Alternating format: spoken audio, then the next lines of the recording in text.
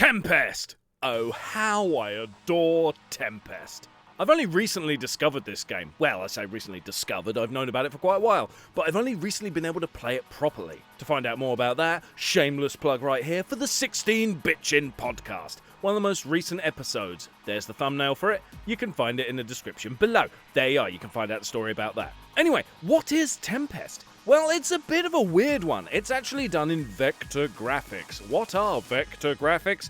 Glowy lines. In a nutshell, that's what they are. Glowy lines and they're not filled in the middle. The game's original release was in 1981, therefore it's back in the golden days where the game was made by only one person. And I can't pronounce his name. Dave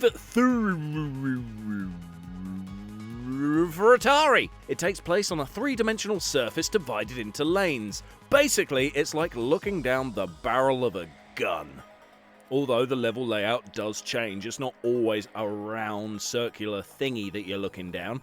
Sometimes it can be like steps, or a flat surface altogether, or just crazy as fuck. You control a weird claw-shaped blaster, or spaceship, I don't know what it is. You are the claw.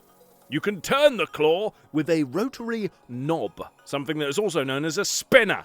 You twist it, and then you spin around the level, innit? That's how it works. Going apeshit on the blaster button, tapping the hell out of it.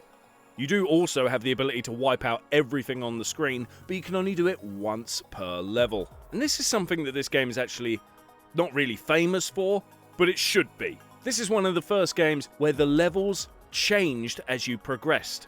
So rather than repeating the same fucking level again and again and again, and it just getting more and more difficult again and again and again, the layout of the level changed.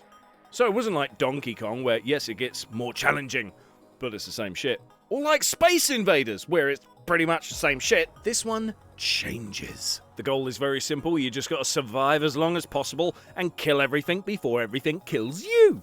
It is dead fun. And one good thing about it is, if you're playing in the arcade and you fuck it and die and spend your quarter or quid or whatever fucking coin you've put in the machine, if you put another coin in right away, you have the option to continue from the last level you were on. And if you beat said level, you will get a huge amount of points as a bonus. So you don't have to start at the very beginning again. You can do if you want, if you found it too challenging and too fucking hard and you don't want to burn through that coin or whatever as quick as possible. You can go back to the start and carry on from there. It's your choice. If there is a story to this game, I will be buggered if I know what it is. You can actually play this game today on your PS4. There is an Atari compilation where you can try it out. On that same Atari compilation, you can try Tempest for the Atari 2600. Look at this shit. Now, before I rip it a new one, I will say we're actually quite lucky to see this, and I'm lucky to play it, because it was never officially released.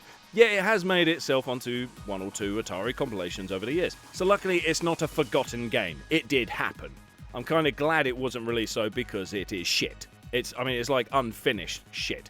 It is really fucking hard to find out where you're aiming, where you're pointing at, because when you shoot, it doesn't quite go diagonally, and it definitely doesn't go straight. It sort of goes, and I somehow miss. But I get shot all the fucking time. Not only that, unlike the arcade version, the layouts of this shit never changes. As far as I can tell, it never seems to change. It's always this wanky layout.